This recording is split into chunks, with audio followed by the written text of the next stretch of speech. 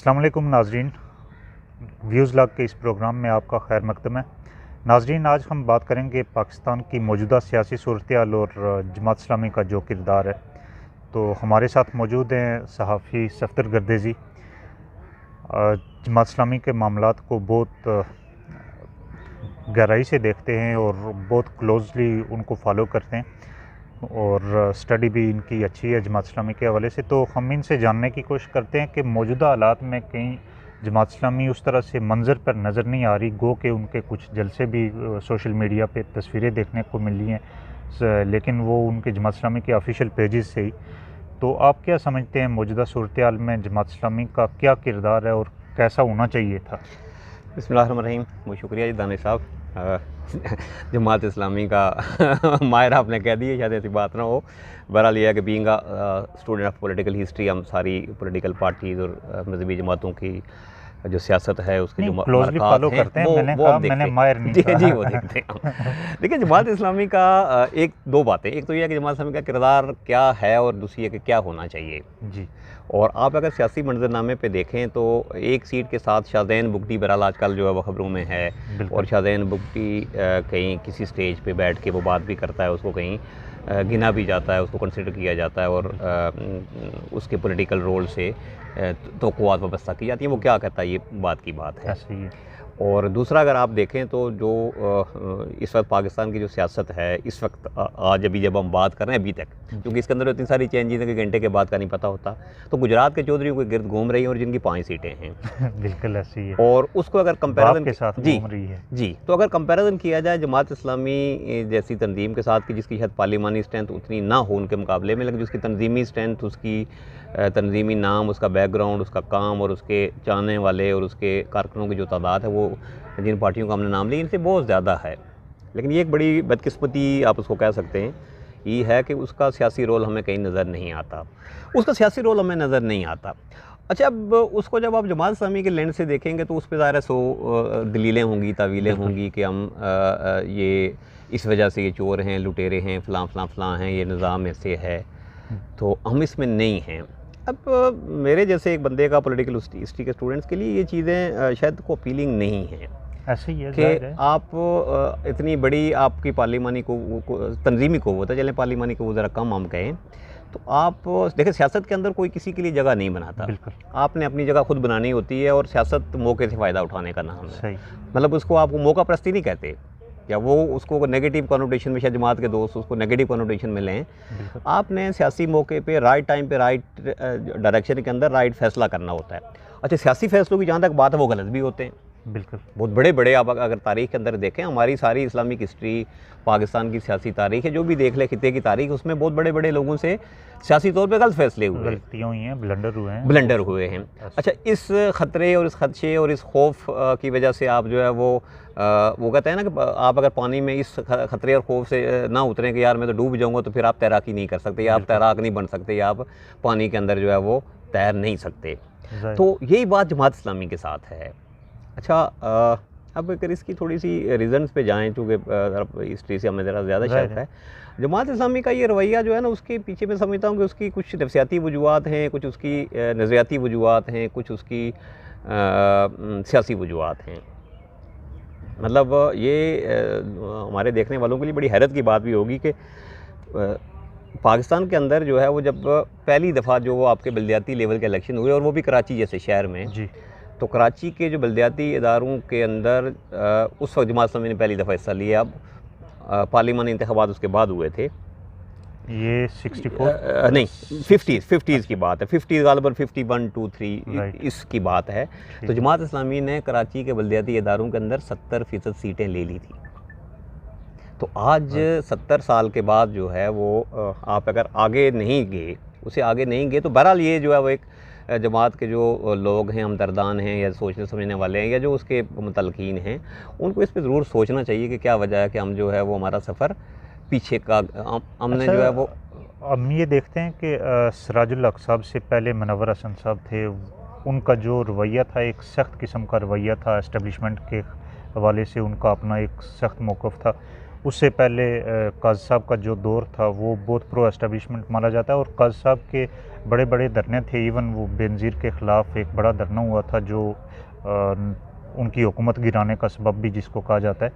तो जमात इस्लामी जो हुकूमतों को गिराने में किरदार अदा करती थी, जो इतने बड़े बड़े प्रोग्रामात किया करती थी, आज क्यों नहीं कहीं नज़र आ रही? नहीं, आपने बड़ी दुरुस्त बात का तवज्जो दिलाई। यही बात है, देखें बात ये यही है कि आप या तो फिर जो आज आपकी दलील हमारे बहुत सारे दोस्तों की है कि नहीं हम इस गंद में नहीं पढ़ना चाहते, तो फिर जो माजी के अंदर आप गंद में पढ़ें तो उसकी फिर आप जवाब आपके पास क्या है? देखें यही जमात इस्लामी है जो बल्कि मैं आपको याद होगा कि अभी तो हर हमारे मीडिया के वजह से बच्चे बच्चे की ज़बान पे 62 और 63 ए और 62 और 63 है। तो ये 2000 की राउंड की बात है। हमने पहली दफ़ा जो है वो काजी साहब की ज़बान से 62 और 63 सुना था कि यार ये इसके तहत फ़ैसले किए जाने चाहिए, और जब तक इस पे इम्प्लीमेंटेशन ना हो, इलेक्शन या जो है वो सियासी प्रोसेस आगे ना बढ़ाया जाए। और ये और अच्छी बात है, आइन की बात तो ज़रूर करनी चाहिए। आइन की उसी शिक की बात करते थे। फिर एहतसाब की बात जमात इस्लामी बड़े बुलंद आहंग अंदाज में करती थी। अब जमात इस्लामी की इसी हेजिटेशन की वजह से देखिए बात करना वो मौलाना मौदूदी ने एक अच्छी बात कही थी, वो पता नहीं फिर जमात इस्लामी पे वो साबित असर आती है। उन्होंने कहा था यार कि अज़ान देकर ना सो जाना, उन्होंने कहा आपने अज़ान दी तो अज़ान देकर, फजर की अज़ान देकर सो जाना कोई अच्छी वो नहीं है। तो लोगों को जगाने वाली नहीं है। जी, लोगों को जगाने वाली बात करके तो आप अगर सो जाएंगे तो फिर आप देख लें उसका नतीजा फिर यही हुआ, वो अज़ान देकर जो है वो सो गए और फिर नमाज का वक्त चला गया, या जो है वो जो भी इबादत का वक्त था वो गुजर गया। अच्छा, जमात इस्लामी की हिस्ट्री को हम देखते हैं तो बहुत सारी चीज़ें हमें नज़र आती हैं। एक टाइम में जमात एक लिटरेरी जमात थी, किताब से इसका शगफ़ था और किताब से लगाव नज़र आता था। फिर एक वक्त आया कि बंदूक का दौर देखा। फिर उसके बाद एक लंबे अरसे तक बंदूक का अलामत रही इनकलाब की जमात इस्लामी के, और फिर एक एंटी एस्टेब्लिशमेंट नैरेटिव सामने आया। और उसके बाद सिराजुल हक साहब के बारे में ये सोचा जा रहा था कि शायद वो एक मुनव्वर हसन साहब की सोच के मुताबिक आगे बढ़े। लेकिन फिर इस सारे सिनेरियो को आप कैसे देखते हैं, एक पुरानी 47 से ऑनवर्ड?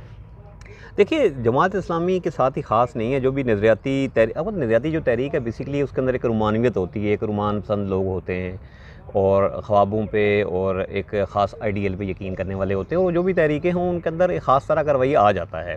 सही।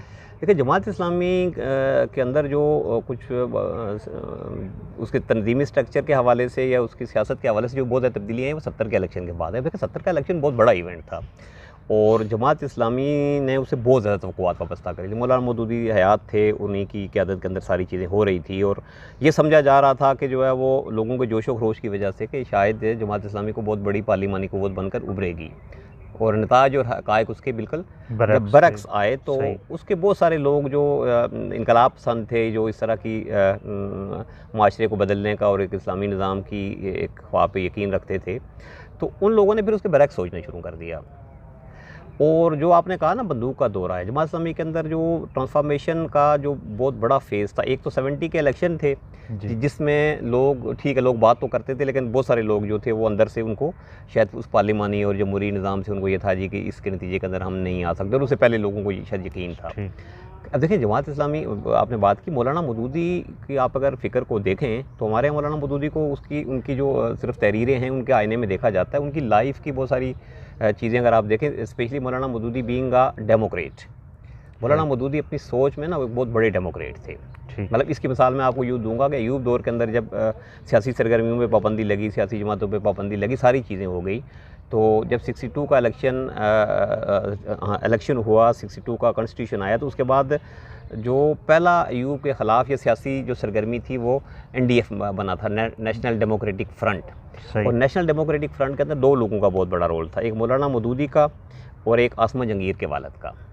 और बल्कि मैंने तो किसी उसके अंदर पढ़ा था कि उसका जो इजलास, जो तासीसी इजलास हुआ था NDF का, वो मौलाना मौदूदी के घर पे हुआ था। अच्छा, उसी NDF ने बाद में जो है वो ये जो जिन लोगों ने फातिमा जना का साथ दिया था, combine opposition parties, NDF combine opposition parties बना, और वही कंबाइन अपोजिशन पार्टी और उसकी जो अलाइज जमातें थी बाद में PDM बनी थी, राइट। और एक PDM जो है वो अय्यूब के खिलाफ भी बरसरे सही। पैकार थी, जिसने अय्यूब ठीक को है। निकाला था 60s में। जी। राइट। तो दूसरा जो जमात इस्लामी का जो है वो जो टर्निंग पॉइंट था ये उसकी हिस्ट्री के अंदर, वो था अफ़गान जो स्ट्रगल थी, कि उसके अंदर वो सारे लोग जो शायद इस पॉलिटिकल PNA की जो मूवमेंट है ना, उसको आप ना बोलें। PNA की मूवमेंट को जमात इस्लामी ने के लोगों ने बहुत अच्छे अंदाज में उसको ज़िंदा रखा, ऑर्गेनाइज़ किया, उसके अंदर उनकी एनर्जीज़ थी। ये और बात है कि वो किसके कहने पे थी, उसकी पीछे किसी के क्या मरक़ात थे और उसका फ़ायदा किसने उठाया, लेकिन बहरहाल वो उसके अंदर थे। अच्छा, PNA के मूवमेंट भी एक ऐसी चीज़ थी जिसमें ने उन लोगों को मतलब इस पे मायूस किया कि ठीक है हमारे हाथ कुछ नहीं आया, तो लोग लाशोरी तौर पे शायद उनके अंदर जो है वो इस पॉलिटिकल सिस्टम या ये जो जमहूरी निज़ाम था, इससे लोग हटने लगे। और अफ़गानिस्तान के जब ये शुरू हुआ, वहाँ लड़ाई शुरू हुई, तो जमात इस्लामी के अंदर बहुत बड़ा शिफ्ट आया। जो पैराडाइम शिफ्ट जो जमात इस्लामी का आप कह सकते हैं, वो अफ़गान वार था, जिसमें लोगों को हुआ जी कि नहीं ये तो चीज़ें ऐसे ही हैं और खिलाफत इसी तरह आएगी, और अब जो नया निज़ाम है वो बंदूक की नाली से जन्म लेगा। फिर आप देखें ना, जमात इस्लामी आपने बात की एक फ़िक्री और इल्मी तंजीम थी, लेकिन उसकी और उसके हलकों के अंदर बड़े पढ़े लिखे लोग, जो उस दौर के बहुत बड़े साफ़ी, बहुत बड़े दानिश्वर, यूनिवर्सिटीज़ के स्पेशली प्रोफेसर। फिर स्टूडेंट्स यूनियन के अंदर आप देखें कि 70s का सारा दौर जो है वो इस्लामी जमीयत तलबा की बड़ी गैर मामूली, हालांकि पीपल्स पार्टी की हुकूमत थी, और पीपल्स पार्टी ज़ाहिर है बड़ा भुट्टो साहब का एक सैर भी था, उनकी कारकुनान भी थे, उनकी सारी चीज़ें थी, लेकिन उनके सारे दौर के अंदर इस्लामी जमीयत तलबा यूनिवर्सिटीज़ के अंदर जीत रही। इसमीन के वो जो दौर था उसके अंदर बहरहाल पढ़े लिखे तबके के अंदर इसकी एक्सेप्टेंस थी। लेकिन उस सारी जो बाद में अफ़गान वार के अंदर, ये अफ़गान जो जिसको जहाद वो कहते हैं, उसके अंदर शरीक होकर वो सारी जो है वो जो मिरास थी ना, वो गवा दी गई। वो सारा जो उनके सफ़ों के अंदर पढ़े लिखे और दानिश्वर और इन लोगों को इज़्ज़त दी जाती थी। आपको क्या लगता है कि ये शिफ्ट फौरी तौर पर क्यों आया? देखिए, मैंने आपको बता दिया ना। नहीं मतलब कुछ चीज़ें होती हैं, एक तो ठीक है डेमोक्रेटिक प्रोसेस से लोग मुतमईन नहीं थे, वो तो गो के ठीक है, लेकिन प्रॉपरली उसका कोई तरीक़ाकार होता है ना, एक शिफ्ट आने का कोई किसी से मुतासर चीज़ें होती हैं, कोई और ख़ास बात होती है। देखिए उसके पीछे तो वही था ना, दो चीज़ें हैं उसके पीछे। तो एक तो डेमोक्रेटिक प्रोसेस का था, दूसरा ये है कि एक जो जहाद का एक सवर है इस्लाम के अंदर जो है, और लोगों ने जो है वो बस देखिए, जमात इस्लामी एक बुनियादी तौर पर ज़ाहिर मजहबी तहरीक थी, जिसकी तालीमात के अंदर एक जो स्ट्रगल थी, जदोजहद थी, और जो कुर्बानी और इसार जो था ना किसी काज के लिए बहुत ज़्यादा वो करने का, वो बड़ा डोमिनेट था। ये वाला नैरेटिव बड़ा डोमिनेट था। तो लोगों की बहरहाल एक फ़िक्री तौर पे जो है वो उस तरफ भी लोगों की तरबियत हो चुकी। जब उनको नज़र आया कि यार ये जहाद, और वही वाली बात है जो है ना, एक क्लासिकल रोमांटिसिज्म जो है ना, वो दोबारा लोगों के अंदर आ गया कि यार ये एक इस्लाम की रिनाइसेंस का शायद जो है ना ये लड़ाई है, जहाद इसकी तरफ में जाना चाहिए। और दूसरा ये कि जी, और दूसरा ज़ाहिर है फिर एक ऑब्वियस सी बात थी कि उसके अंदर हमारा जमात इस्लामी चूँकि उस वक्त ज़िया-उल-हक के करीब थी, और ज़िया साहब की सूरत के अंदर उनको नज़र आता था कि शायद जो है ना वो जो चीज़ वो इलेक्शन के अंदर या डेमोक्रेटिक प्रोसेस में नहीं ले सकें, वो ज़िया-उल-हक से ले लें। और ज़िया-उल-हक साहब का ज़ाहिर है इनके इस फैसले पे ज़िया-उल-हक और उनके जो भी साथी, उनके जो करीबी लोग थे या जो भी उनके उस वक्त फैसला साज थे, उनकी सोच का असर जमात इस्लामी पे ज़ाहिर था। ठीक। उसके बाद का जो प्रोसेस, मतलब 2000 तक तो मिलिटेंसी रही, कश्मीर आज़ाद होता रहा, सारी चीज़ें, लेकिन मुशर्रफ दौर में ये कंटिन्यूटी क्यों ना बरकरार रह सकी, और उसके बाद की सूरत-ए-हाल अब तक की, उसको कैसे देखते हैं? और जो एक बड़ा शिफ्ट आया मुनव्वर हसन की सूरत में एंटी एस्टेब्लिशमेंट, उस चीज़ को कैसे देखते हैं आप? और उसने जमात को फ़ायदा पहुंचाया या नुकसान? देखिए, दो चीज़ें हैं। एक तो 2002 के जो इलेक्शन थे वो बहरहाल जमात की हिस्ट्री के अंदर इस हवाले से ज़रूर थे कि जिसके अंदर बहरहाल कुछ नताए जमात ने जो है वो MMA के साथ मिल के याल दो, लेकिन यह है कि बहरहाल जमात को एक पार्लिमानी पार्टी के तौर पे उभरी, पार्लियामेंट के अंदर उसको जाने का, वहाँ अपना रोल प्ले करने का मौका मिला। फिर उसकी एक सूबे के अंदर एक बड़े पार्टनर जी अपने बड़े पार्टनर के तौर पे मौजूद थी। कौमी असम्बली सेनेट के अंदर उसको नुमाइंदगी मिली, और मतलब ये इतनी बड़ी नुमाइंदगी शायद उनको पहले नहीं मिली थी। अच्छा, वो भी जो दौर रहा उसके अंदर भी वही उनकी जमात इस्लामी का जो एक नफसियाती खलजान जो आप उसको कह लें, या एक नज़रियाती और सियासी जो रवैये हैं ना, उसमें जो कशमकश व नुमायाँ रही, उस एक नज़रियाती वजूद, ये मतलब जो उसका नज़रियाती जो उसका हिस्सा था, या जो शनाख्त थी, या जो उसके कारकन थे, या जो उसका सपोर्टर था, वो सवाल करता था ये चीज़ें गलत हो रही हैं। क्योंकि नज़रियाती आप जब उसूली और अखलाकी और नज़रियाती जब एक स्टांस अपना लेते हैं, हाई मॉरल ग्राउंड क्लेम करते हैं, तो सियासत में ये नहीं होता। बिल्कुल। सियासत में नाम है कंप्रोमाइज़ का भी, सियासत सियासत नाम है जो है वो बहुत सारी बातों को इग्नोर करने का भी है, अपने मौक़िफ़ से पीछे हटने का भी। अच्छा, उस दौर के अंदर भी जो है ना इन दोनों के दरमियान क्लैश होता रहा। एक तरफ जो उसका जो सियासी फेस था, अब ज़ाहिर है वो लोग सिस्टम का हिस्सा थे तो वो सिस्टम के साथ चल रहे थे। बिल्कुल। जब वो चल रहे थे तो उनको कम्प्रोमाइज़ भी करना पड़ता था। काजी साहब की आप देखें, मिसाल देखें ना, परवेज़ मुशर्रफ के साथ जो है वो कम्प्रोमाइज़ पे, उसकी वर्दी वाले इशू पे, LFO इतना बड़ा वो था, जमात इस्लामी पे बहुत बड़ा वो लगाया जी कि आपने LFO को वैलिडेट किया है। अब ये वो जो चीज़ें थी जो अमली सियासत के अंदर होती हैं। अब जमात के लोगों के अंदर ये था जी कि नहीं यार, ये हमारी उस नज़रियाती शनाख्त को शायद धुंधला रहा है। जो आपने बात की मुनव्वर साहब की ना, तो मुनव्वर साहब का दौर बेसिकली मैं जो समझता हूँ कि ये सारी जो 2002 से लेके 2008, 10, 12 तक का जो दौर था, इसके ख़िलाफ़ एक तरह से ना एक रिएक्शन था। राइट। वो शौरी भी था, लाशौरी भी था, एक रिएक्शन था कि यार इसके नतीजे के अंदर ये चीज़ नहीं हुई। अब मुनव्वर साहब भी उनका तल्लक भी जो है वो किसी दौर के अंदर एक लेफ़्ट की तहरीक के साथ था। और मैं आपको बताया कि लेफ़्ट और राइट के जो क्लासिकल कारकन है उनके अंदर रोमांटिसिज्म जो है ना बड़ा स्ट्रांग होता है। वो अपने पे होता है। हाँ, जो भी वो ये कहते हैं कि अपनी दुनिया आप पैदा करें, इकबाल के अल्फाज में करके वो अपनी दुनिया आप पैदा करने के कायल होते हैं। तो मुनव्वर साहब भी ज़ाहिर है बड़े, उनका भी ये था कि अपनी दुनिया आप पैदा करें, अपना एक पहचान और चीज़ आप पैदा करें। उन्होंने फिर जो है वो उस नारे को जो इनकलाब का और जो है वो आप चीज़ें बदलने का और सोसाइटी को अपने मुताबिक ढालने का जो था, उसको एक तरह नए आहंग के साथ जो उन्होंने दोहराया। जब वो उन्होंने दोहराया तो उनका भी ज़ाहिर है हमारे जो सिक्योरिटी के इदारों के साथ, इन लोगों के साथ भी उनका क्लैश हुआ। और उसकी वजह भी बेसिकली मैं ये समझता हूँ कि जो 2008 तक तो ठीक है, आप पार्लिमानी तौर पे मौजूद थे। 2008 से 12, 13, 14 तक ये 2-3-4 साल जो रहे, जिसके अंदर जमात इस्लामी ने एक दफ़ा फिर बाइकाट किया। मतलब ये जमात इस्लामी की पार्लिमानी तारीख़ के अंदर जो है वो एक बड़ी हैरत अंगेज़ बात है कि आप 2 कदम आगे बढ़े थे 2002 में, और 2008 में आप 4 कदम पीछे बैक फुट पे आ गए। जो उसकी जो भी रीज़न्स थी, मतलब आप अगर शायद जो है वो पार्लिमानी उसके अंदर होते तो शायद ये मुनव्वर साहब वाला जो पीरियड या जो ना खुशगवार जो बहुत सारे मामलात हुए वो शायद ना होते। सही। अच्छा, अभी जी, अच्छा एक बात मेरे जहन में और आई है, जिसको ये खुशी की बात है कि जमात इस्लामी के बहुत सारे हलकों के अंदर बहुत सारे लोगों को इसका एहसास है, वो उसको डिस्कस भी करते हैं, उस ऑप्शन को कंसिडर भी करते हैं। लेकिन शायद अब मेरे ख्याल में ना वो वाला वक्त नहीं रहा, चीज़ें बहुत आगे चली गई हैं।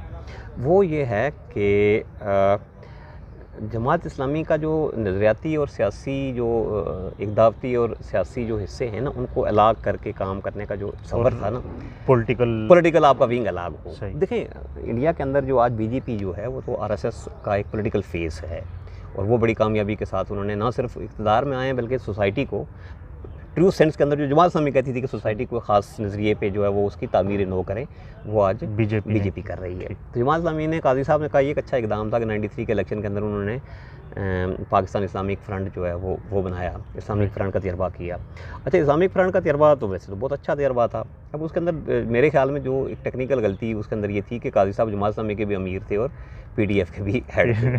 तो उनके पास प्रोफेसर गफूर अहमद की सूरत के अंदर एक बहरहाल एक ऐसा बंदा मौजूद था जिसकी, गफूर साहब 60s के अंदर कराची की पार्लिमानी सियासत से आगे आए, आइन की तश्कील और तदवीन के अंदर शामिल रहे, PNA की मूवमेंट में रहे, मतलब उन जैसा अब, और उनके मुखालफिन तक भी गफूर साहब की जो है वो सियासी फ़हम और फरासत और उनकी किरदार पे जो है ना वो बड़ा, मतलब उनके मुखालफिन भी उस पर शायद उन पर उंगली नहीं उठा सकते। उनको बनाने की सूरत के अंदर शायद जमात इस्लामी मौजूदा हालत में ना होती, एक। अच्छा, दूसरा ये था कि जमात इस्लामी के अपनी शुरा के अंदर जो है जो उनका जो कंजर्वेटिव ग्रुप था जिसके अंदर मौलाना हजरात थे, उन्होंने कहा यार ये तो लोगों ने किस विधा के तालियाँ बजा ली, फिर आपने जो है वो क्या किया जी, वो तराने लगाए या तालियाँ बजाई या बाकी जो भी किया, फ़ोटो लगाए काजी साहब के बड़े-बड़े, उन्होंने कहा बड़ी बड़ी तस्वीरें काजी साहब की, उनको वो हराम करार देने वाले जो भी थे। तो आज आप देखें, आज आप फ़ोटो भी लगाते हैं, आज आप टेलीविज़न पे भी आते हैं, वीडियो भी लगाते हैं। वो मौका आपने ना वो एक ट्रेन वो आपने मिस कर दी थी जी, वो आपने वो ट्रेन मिस कर दी थी।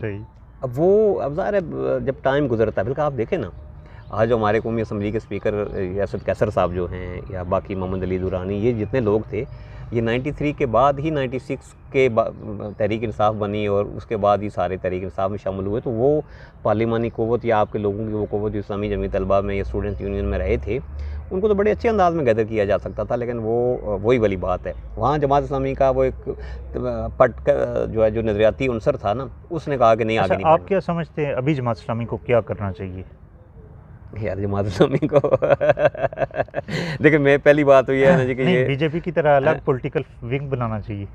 मैं समझता हूँ कि अगर बना लें तो बहुत अच्छी बात है, लेकिन शायद टाइम काफ़ी सारा गुजर गया। हाँ, ये हो सकता है कि 10 साल के बाद ये रियलाइजेशन इससे शदीद हो रही हो जी कि अच्छा जी जो है वो ये कर लेते तो बेहतर था। सही। जमात इस्लामी को जो है वो आज भी उसका यही हाल है। और देखें, अभी भी लोग हैं सोसाइटी के अंदर जो बहरहाल किसी न किसी हवाले से जमात इस्लामी को पसंद करते हैं। मौजूदा सिस्टम, मौजूदा स्ट्रक्चर और मौजूदा सोच के साथ जो है वो शायद जमात इस्लामी इस कन्फ्यूजन की सियासत कभी ना निकल सके। सही। इसलिए कि उसको समझ नहीं आ रही कि उसकी एक नज़रियाती जो साख्त और हैसियत और साख और अप्रोच है वो कहाँ ख़त्म होती है और उसका सियासी वजूद कहाँ से शुरू होता है। आप क्या समझते हैं, सिराजुल हक साहब के बाद जमात इस्लामी के पास कोई ऐसी क़यादत है जो पॉलिटिकली स्ट्रांग कर सके, इसको स्ट्रेंथन किया जा सके?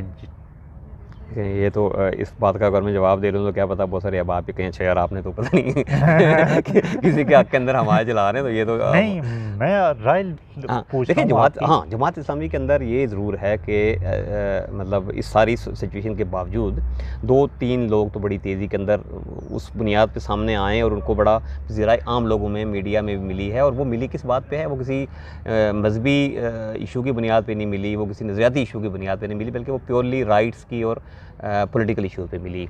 नईमा रहमान साहब ने कराची के अंदर बहुत अच्छा काम किया, बल्कि नईमा रहमान इस हवाले से ज़रूर खालिद हसीन के मुस्तहिक हैं कि एक ऐसी शख्सियत के जिसके दर पे बड़े बड़े जज और जर्नैल और बड़े बड़े ब्यूरोक्रेट्स और सियासतदान और हर बंदा हाज़िरी देता था, उनको उन्होंने जो है वो अपने दर पे हाज़िरी पे मजबूर किया। मेरी मुराद मलक रियाज साहब से है। ठीक है। और बड़ा अच्छा जो है वो कराची के अंदर उन्होंने जो है वो मुतर्रक होकर काम किया और लोगों की बात की है। उसके अंदर कोई इस्लाम को ख़तरे की, अमेरिका की तरफ से जो है वो कोई साजिशों की, और पाकिस्तान को जो है वो पाकिस्तान इस्लाम की मुस्तकबिल की बात नहीं थी, बल्कि एक पॉलिटिकल इश्यूज़ पे बात थी। दूसरा आपके ग्वादर के अंदर जो मौलाना साहब है हिदायतुर रहमान साहब ने भी एक बड़ा यूनिक काम किया है। और तीसरा जो लेकिन वहाँ पे एक चीज़ देखने की ज़रूरत है कि वहाँ पे जमात इस्लामी का नाम नहीं यूज़ हुआ। जी प्रैक्टिकली जी वहाँ नहीं था। तो ये देखें, ये हम थोड़ी देर पहले बात कर रहे थे, तो ये वाली जो एग्जांपल्स हैं ये तो हमारी उसके लिए बड़ा वो भी हैं कि आप अगर लोगों की बात करेंगे, सियासत के अंदर रहते हो, लेकिन सियासत लोगों के मसाइल का नाम है, सियासत को सवाब के लिए नहीं होती। ये अगर हमारे दोस्त समझ लें कि ये समझ लें कि सियासत सवाब के लिए नहीं होती। असल में एक टाइम ऐसा था कि जमीयत और जमात इस्लामी में जब वो चॉकिंग भी होती थी तो उसको भी सवाब समझ कर किया जाता था। तो अभी का पता नहीं। वो देखें, आपका एक मिशन है, आप ठीक है उसको आप कहें कि जो है उस मिशन की अपनी एक वो होती है, लोगों के लिए एक मोटिवेशन ज़रूर होती है, लेकिन जो पॉलिटिक्स है ना वो सवाब के लिए नहीं होती। पॉलिटिक्स जो है वो मतलब जितनी भी दुनिया के अंदर भी जो पॉलिटिक्स होती है तो लोग पावर में आने के लिए करते हैं। हाँ, जब आप पावर में आ जाते हैं, जब आपके पास इख्तियार आ जाता है, तो उसके बाद आप ज़रूर करें, उसके बाद आपकी नज़रियाती जो भी चले सोच है उसको आप बरूएकार ज़रूर लाएँ।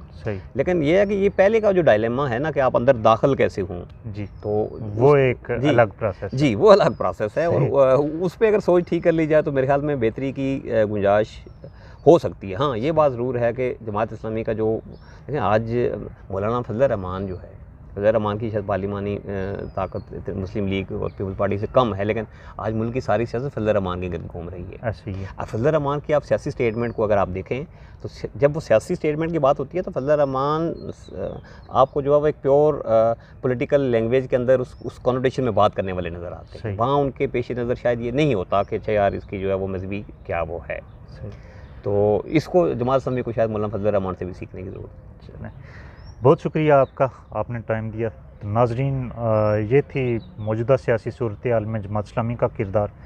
बहुत सारे दोस्तों का शिकवा था कि जमात इस्लामी क्यों नहीं बात कर रही, तो एक मंजर कशी सफदर गर्देश साहब ने की, और मेरे ख़्याल में इसी मंजर कशी को देखने की ज़रूरत है और जमात इस्लामी को इन सारी चीज़ों को मद्देनज़र रखते हुए अपनी मुस्तकबिल की जो लाए अमल है उसको मरतब करने की ज़रूरत है।